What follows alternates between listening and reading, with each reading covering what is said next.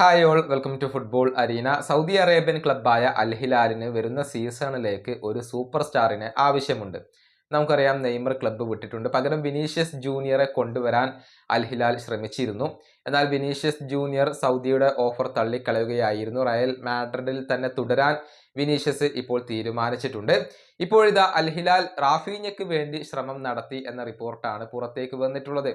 പ്രമുഖ സ്പാനിഷ് മാധ്യമമായ സ്പോർട്ടാണ് ഇക്കാര്യം റിപ്പോർട്ട് ചെയ്തിട്ടുള്ളത്. FC ബാഴ്സലോണക്കും അതുപോലെ തന്നെ റാഫീഞ്ഞയ്ക്കും ആകർഷകമായ ഒരു ഓഫർ അൽ ഹിലാൽ നൽകി എന്നാണ് ഇവർ കണ്ടെത്തിയിട്ടുള്ളത്.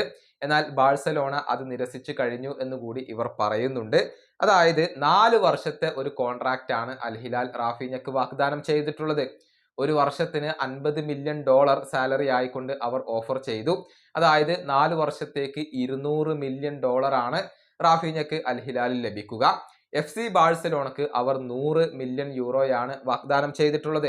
എന്നാൽ FC ബാഴ്സലോണ ഇത് നിരസിക്കുകയാണ് ചെയ്തിട്ടുള്ളത്. താരത്തെ കൈവിടാൻ ഇപ്പോൾ ബാഴ്സ ഒരുക്കമല്ല. റാഫീഞ്ഞയും അങ്ങനെ തന്നെയാണ്. ബാഴ്സലോണ വിട്ടുകൊണ്ട് പുറത്തു പോവാൻ അദ്ദേഹം ഇപ്പോൾ ഉദ്ദേശിക്കുന്നില്ല എന്നതാണ്.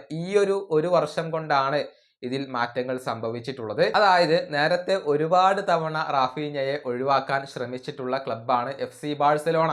എന്നാൽ അന്നൊന്നും തന്നെ റാഫീഞ്ഞ പുറത്തു പോവാൻ തയ്യാറായിരുന്നില്ല. ക്ലബിനകത്ത് തന്നെ അദ്ദേഹം തുടരും എന്നറിയിക്കുകയായിരുന്നു. പക്ഷെ ഇപ്പോൾ റാഫീഞ്ഞ മികച്ച പ്രകടനമാണ് നടത്തുന്നത്. അതുകൊണ്ട് തന്നെ കാര്യങ്ങളിലെല്ലാം ഇപ്പോൾ മാറ്റങ്ങൾ സംഭവിച്ചിട്ടുണ്ട്. ഈ വീഡിയോയുടെ അവസാനിപ്പിക്കുന്നു. അടുത്ത വീഡിയോയുമായി വീണ്ടും കാണാം.